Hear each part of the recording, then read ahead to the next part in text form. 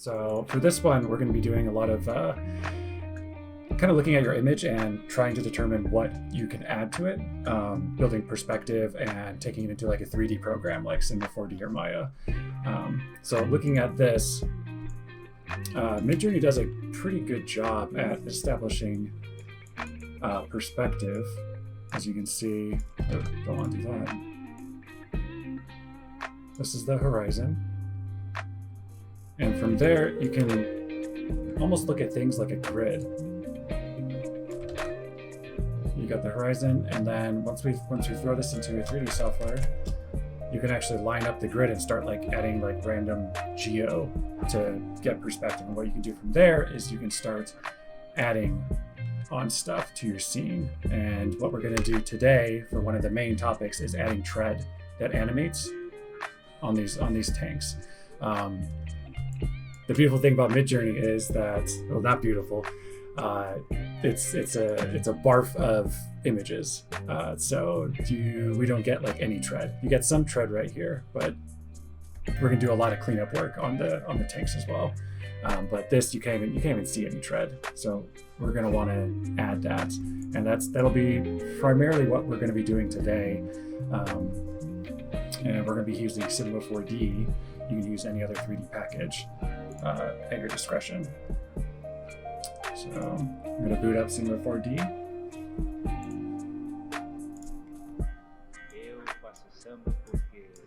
And what you want to do is you want to take note of the resolution when you're doing this process. So it's some random resolution that Midjourney did. 2304 by 1536. Whatever, we're just going to work with that. So you want to keep that number handy. You want to boot up Cinema 4D. I like to use Redshift. So in the width, you want to type in 2304, and the height, you want to do 1536.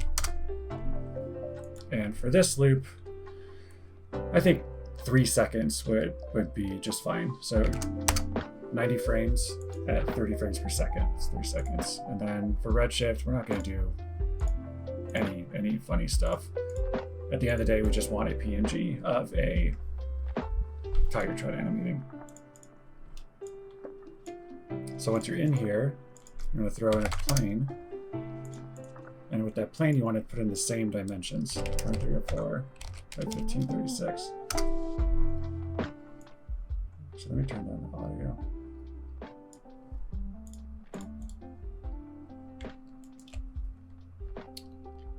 That does not seem like oh, it is. You want to prop it up. And what we're going to do is we're just creating a reference plane. And this will help you with your perspective because you'll see the image itself. I'm going to back that up. And it doesn't have to be like super precise, but you want to get it to match up with the map bars right there.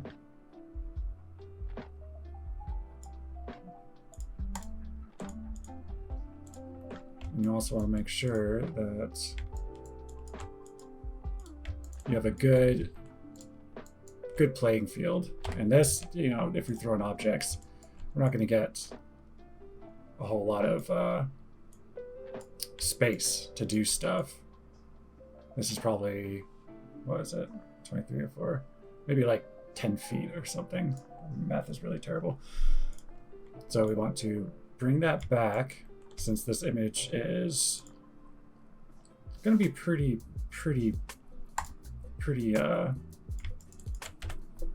big as far as the environment goes. So we want to create a default material. So I create a matte and you apply it to your reference image. You just want to drag this guy over to the image. Go to editor. Make sure 2048 by 2048. Since we're going to be wanting to reference it, we wanted a good resolution. So that's good.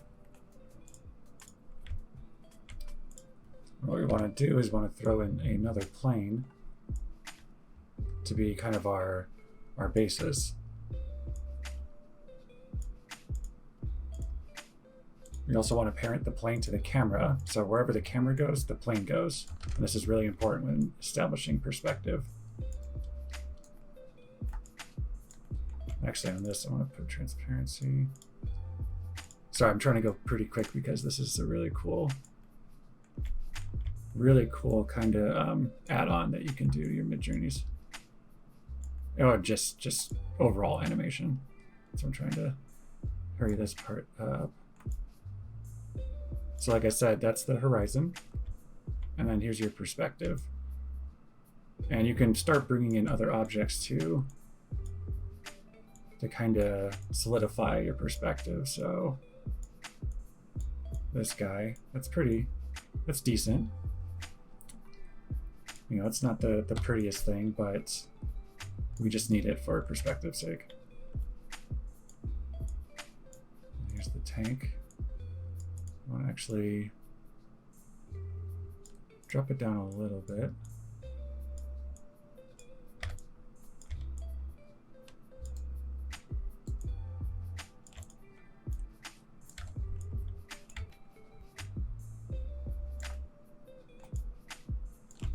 Okay, so that's decent. And from there, I'm gonna want to restrict any motion with the camera because we already have the perspective established. We don't want to mess with it. So I want to protect it. I want to turn off transparency. And then what we're going to do is we're going to create this tread, and I'll show you an easy way that we can do this. You can take a circle spline. You can collapse it. Let's get a good tread going. You can just play with the handles. And the more roundness that you have with these, the easier, because what we're going to do is we're going to clone an object to follow this path. And so you want to take into account that, you know, there's going to be probably like 30 treads, and it's going to be bumping into each other. So you want to have a good amount of space in between each tread. You also want to make sure that it's believable that it's actually going across the ground. If you do it like this, you know, that's more kind of high suspension. It's you know, these tanks look a little worn, so we want to add a little flatness to this. So we got the circle. Now for the treads, this is going to be really, really, really, really, really simple. And you can always change this after the fact. I like to work with topology on. You can do that through display and then lines. Because otherwise you're left with this, and sometimes you get lost. So there's with lines. So I'd say it's okay. It's not the prettiest, but we're going to work with it. And I'll show you how we can later embellish it. But for this sake, we're just going to get this going. So I added a cloner, which is MoGraph cloner. For mode, I want to do object, and you know, I could talk myself silly with all the uses for all these, and I use cloner for almost like 80% of the work that I do. It's just fast and easy to just manipulate, and you can add effectors, you can add a whole mess of things to it to, you know, add like randomness and you know, step effectors. So what I'm going to do is select object, and the circle that we created, that's going to be our object. We want to clone this guy over our path. So with cloner selected, you want to drag circle to object, and then drag tread to cloner. As you can see, it does not look the way that you want. And what it's doing is it's cloning with this in consideration, just the center, and it doesn't know up, down, whatever. It doesn't know which orientation it wants.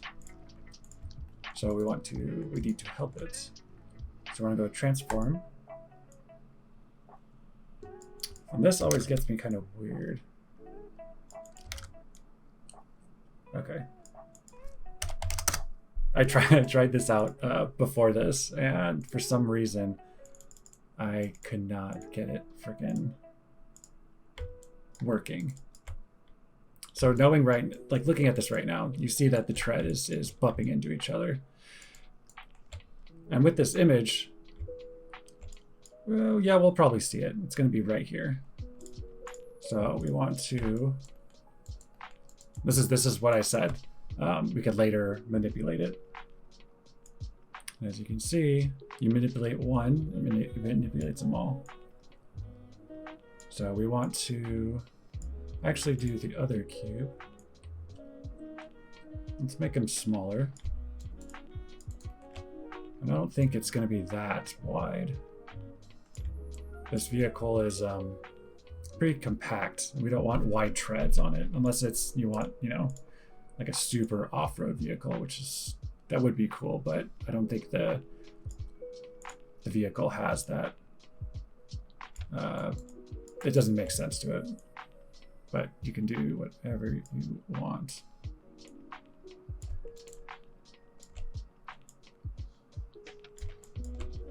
So I want to bump up the tread count through here.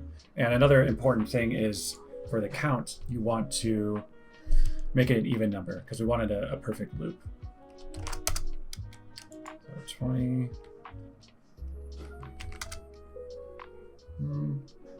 Let's do 20. And then let's just widen these guys.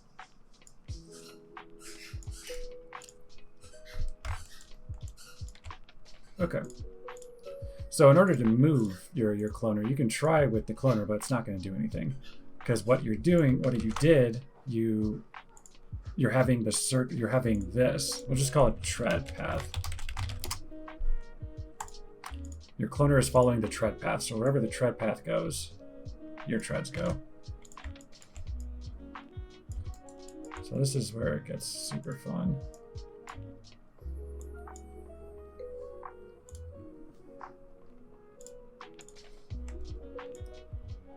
So let's throw out this box. Let's actually throw out this, or just disable it, because we already know that that the perspective is somewhat correct. So here, using the camera that has the reference image at the back, you always want to use that, because that's the one we're going to be rendering with. And let's see. Maybe look like this. It does look like it's still a little too thick. Let's go. I think that's fine.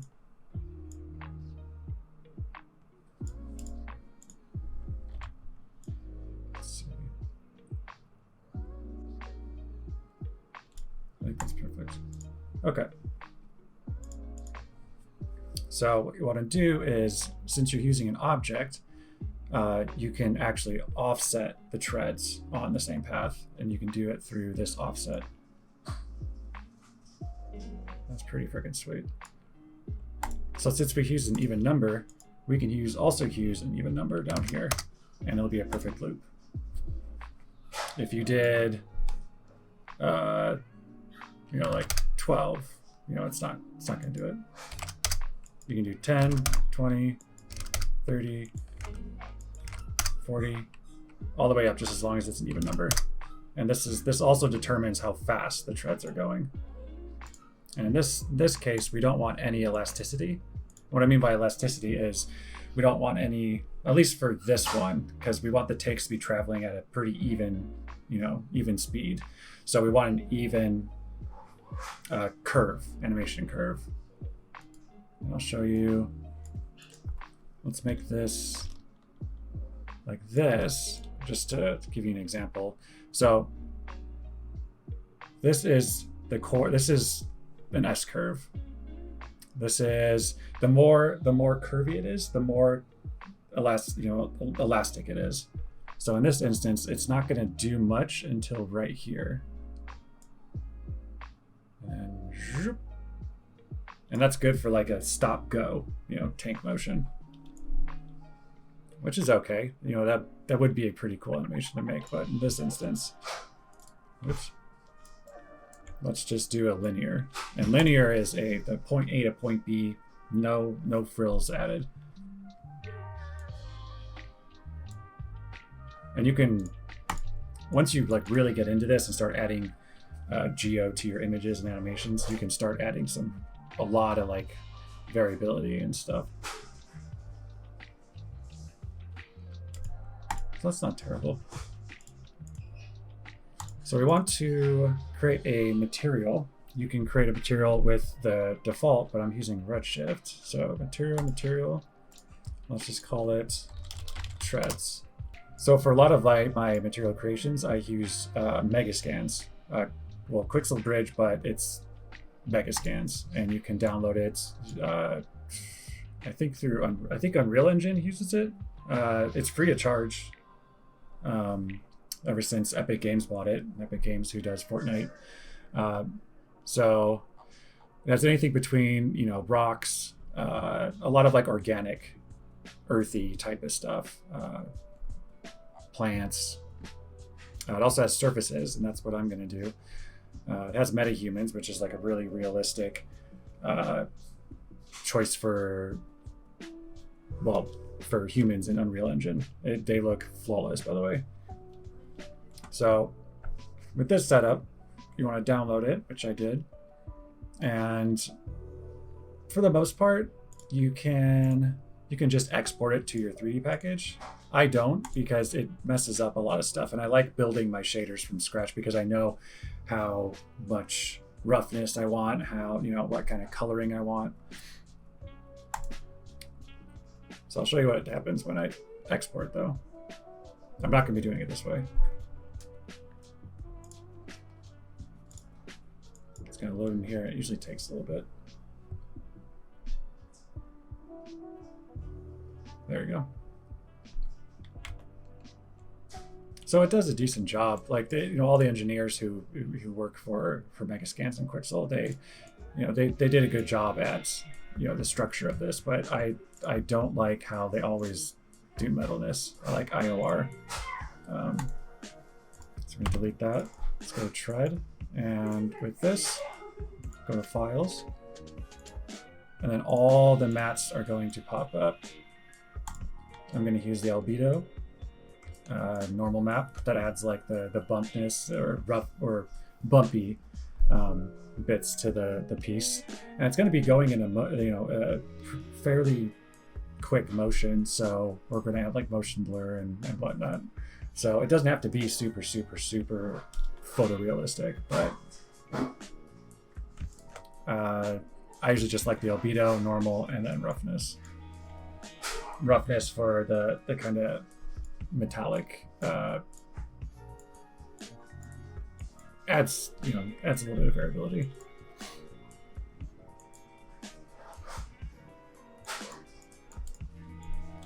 So I taught myself Cinema 4D. I taught myself Redshift. I taught myself basically everything. So I've the people I've worked with, I feel like a lot of people that I work with now, they did the same thing. So this these methods are quick and dirty. I used to have like very quick timelines to push stuff out in like the EDM world. So I needed to get it done. So with that being said, these might not be the absolute best methods, but it works for me. So I'm using a color correct. We actually don't need a color correct for normal maps. And what the color correct will do is you can do a secondary pass on your image. So if you don't like, here, I'll go to albedo. If you don't like how dark it is, oops, that's actually huge. Let's have my brightness down. So if you don't like how dark it is, or you don't like the coloring, you can change it with the color correction. You can also change it in After Effects as well. But for this instance, I'm just going to use color correct through Redshift. And when you hook up these, it takes a little bit of time to refresh.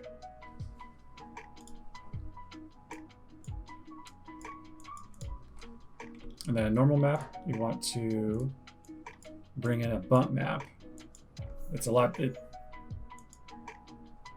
different than the way you set up normal map is a lot different than the way you set up the other maps. The bump map just has a height scale, input map type, and then remap, color correction, gamma, contrast, hue shift, saturation, level scale. If you did apply it to normal map, it might intensify the normal, but it's not the best computing setup. So with the bump map, you want to go overall bump map. Let's take a 10 again.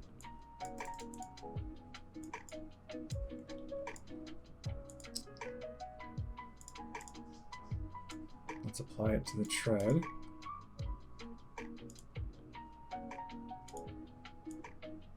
As you can see, I added it to the tread. And for the most part, it's okay. I mean, it's darker than the actual tank, but again, that's something that we can do in After Effects.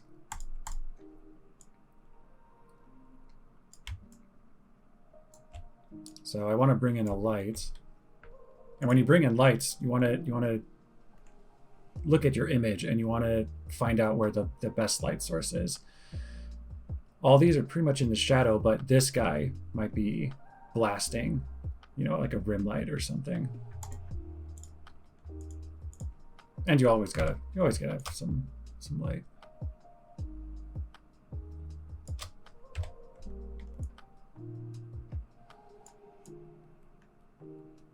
So I'll do that. And the way I set it up, I like to have Redshift, the preview IPR, on this window as I work. Especially when you do lighting and materials, you absolutely want it up. Otherwise, you're pretty much just shooting in the dark.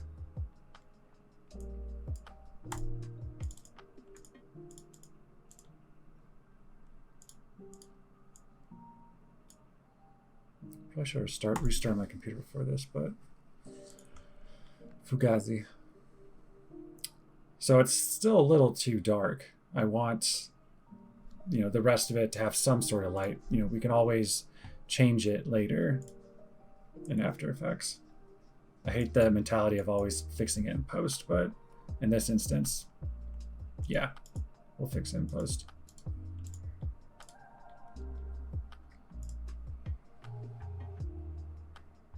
Okay. So that's decent. Let's play it through. It's actually traveling very, very, very slow. So, like I said before, you go in even increments, 10, 20, 30, 40, 50, 60, and so forth. So that's a little better. Roll with it. So once we have that set, since we don't have any environment behind it, we don't have anything that will be in the render, we can just render as a PNG. And here I actually did render it, so we don't have to sit through that. But I would say tread 2, and then render.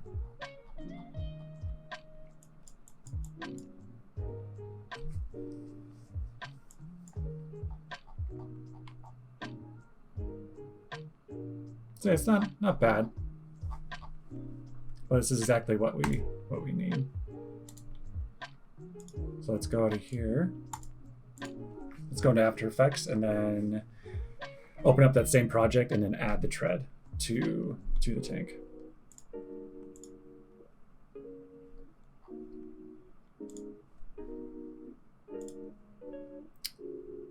Let's actually just start from absolute scratch. I'll show you the progress that I've been making outside. I usually like to do a test run to make sure that I'm not doing something completely idiotic. So for folders, I like comps, effects. Let's do images. Totally dependent on your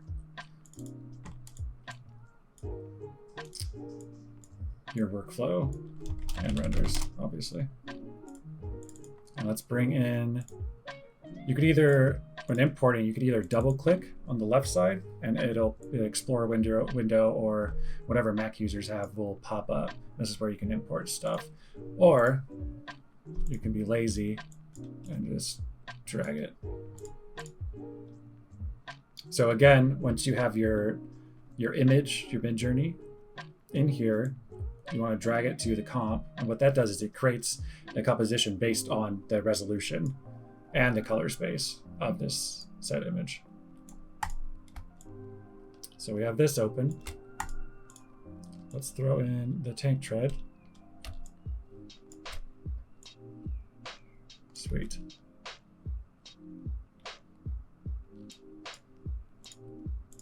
And since this loops, so this is a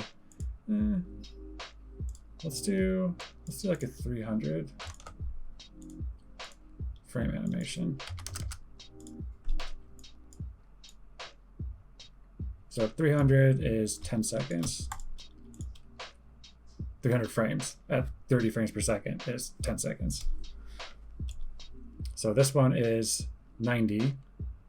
So what you can do, if you only have this looped, you don't want to render that same loop. If it's already looping, what we can do is we can tell it to loop within the software. You don't want to spend an unnecessary time rendering 300 frames when you can only render a clean loop and then duplicate it. So here you have the loop option. Let's do 3.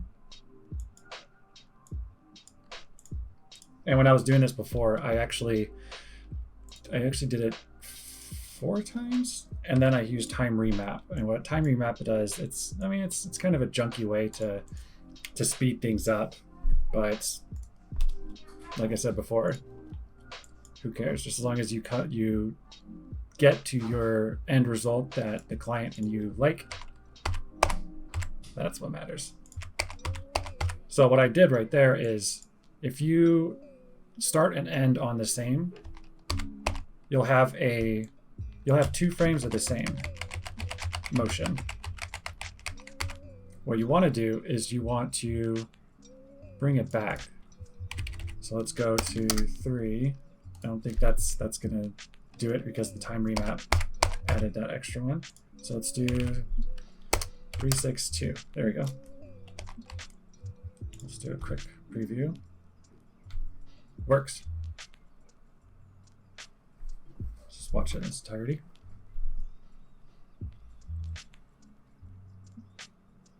Yep, that is a clean loop.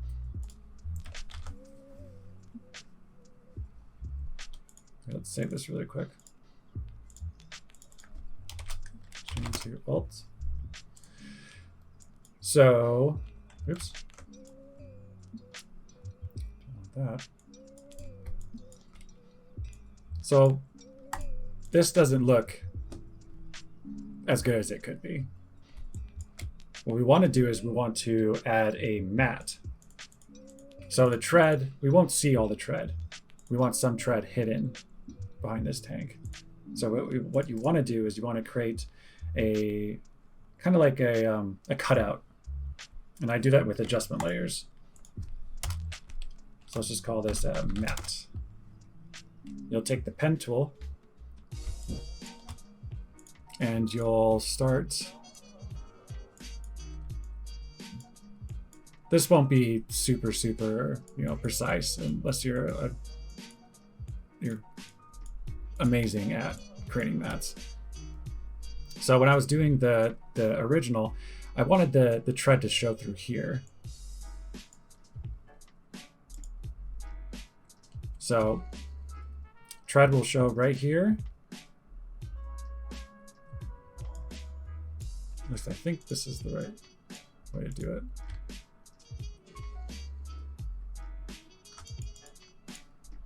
And the beautiful thing about this is if you got the inverse selection, like the opposite of what you want, you can just flip it. So if you think that, you know, this, you only get what's inside the mask, don't worry. You can go to track matte and then invert it. Beautiful. So that's decent. Okay, so once we got that matte over, it's not bad. What we want to do is you want to color correct it and match it to the tank. And you can do this by a number of ways. You can do curves, or you can kind of make it a little more punchy. In this case, you want to look at the coloring of this tank. It goes from, it's pretty much like a yellow red base. There's not a whole lot of variety to this.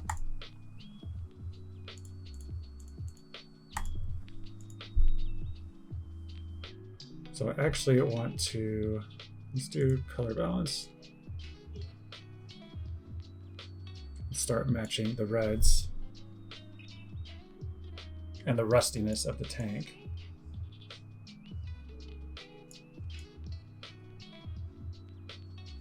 I'm sure there's a other way to do this, but this is what I have done in the past.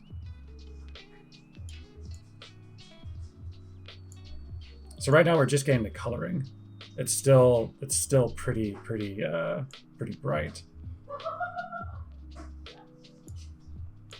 It's not red enough either. And if it's too saturated, what you want to do is you want to do color correction and then tint. So the tint brings down the vibrance of the color.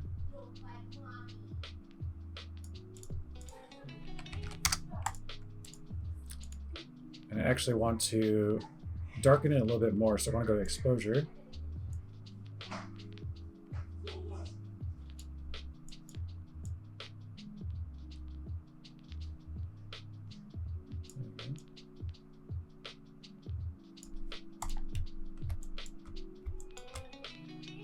Let's see how that plays. Sweet. So the thing with the tread too is you'll never always see this. It's going through the dirt. We have to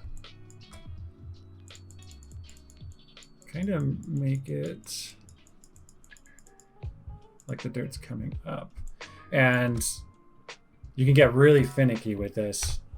And you know, you can add like a turbulent displace, or when you start bringing in your actual floor, and I'm going to be showing, it's nearing the end of it. I think I got like 15 minutes left. This will be on VOD as well on YouTube, and I will continue this hopefully maybe Sunday or Monday, but I will let the Discord channel know. So it doesn't look terrible. What we want to do is we want to duplicate it.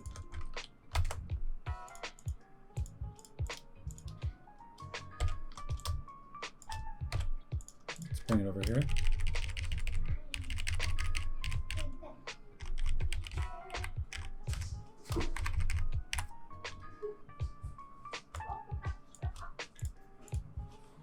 And then we want to do the same thing with this one.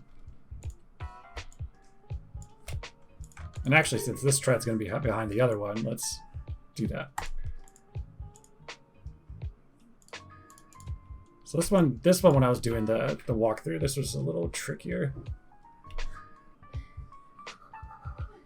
think right here and over is where we're going to want to do this.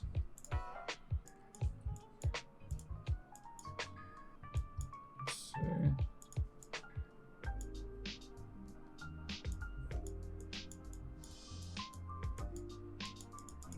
I think that should be okay.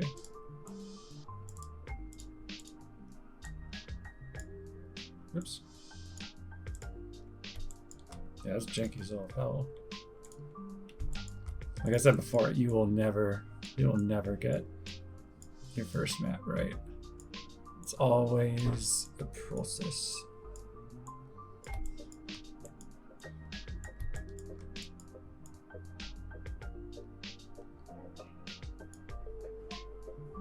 This doesn't really make a whole lot of sense either. What's up, bud?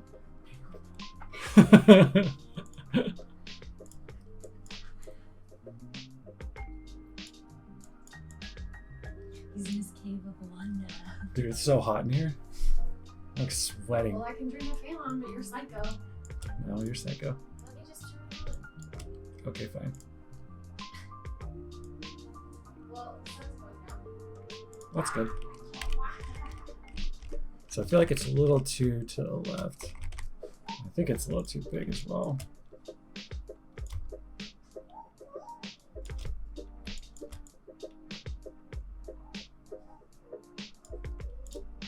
There you go. Not terrible. Pretty cool. So looking at the tank too, you kind of can tell this is a turret, but it's a really demented turret. So I think for the next lessons, we're going to want to rebuild some of this while keeping a lot of this intact. Like I want to keep this intact. I want to keep the paneling intact, but I want to have it swivel as well. And we're going to do the same process as we did with the treads. And I'll show you my walkthrough.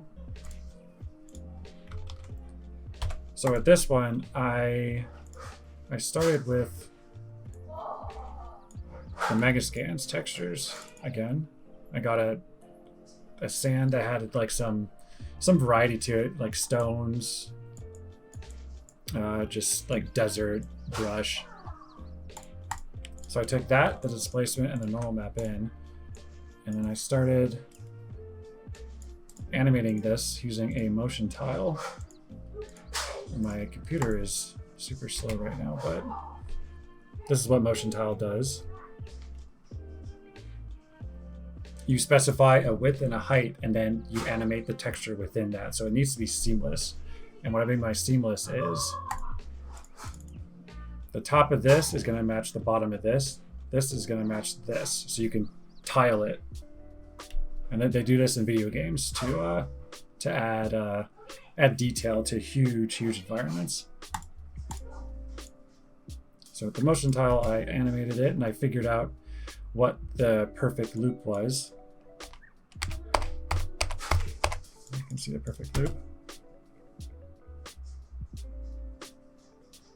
I'll just let that play through. And this is the third resolution. This is not the final. So I got it looking good. So when this won, I was looking at it and it looked pretty intense, and I thought that we can do this within the time in an hour, and that's not the case whatsoever. But I wanted to start this one off with adding perspective, bringing it into the 3D software, and then adding things like tread to your piece. Here, and so what I started doing with this little guy is I created garbage man. And again, a garbage man is like a very, very shitty mask around your object. And I just wanted to kind of establish, like, hey, is this like looking like a complete mess? Which usually, and probably 90% of the time, it always looks like a huge mess before you really start toning in the details. So what I did is I started adding just basic elements the background was a kind of like a desaturated kind of, you know, turquoise. I'll put the image. And I think I do want to add my own clouds into this for the final one. The final one is gonna look freaking awesome. But for this one, just for now, I added in the sky, as well as just a color fill of, you know, where the background dust will be. These are just standard. These are just proxies, just to establish and determine what we will do. We will be doing next. So my next, I guess, task that I want to do with this for the next one is I want this guy to be like an AT&T walker. I want to build out his legs to kind of stomp. So as these tanks are, you know, going across, I want the ground to be traveling back. I want the tanks actually to be rumbling too. So that's going to be another. This is going to be a really. This is going to be a doozy. So I want the tanks. We got the tread on. I want to add legs to this guy and then extract him from the background. I want his pulse cannon to kind of have an intake of, you know, I guess dust and air, and then have it go and then hammer out, and it shakes the camera. And then I want missiles going off in the background, you know, just randomly. And then I want I want the environment to be, you know, animating by as well. So this is a doozy, and I feel like this is going to be probably like three streams worth, which is totally fine. It is totally fine. So to recap, we added perspective to our scene by using a plane with our image, with our Midjourney, and a camera. And then we use that to kind of establish a perspective in your scene.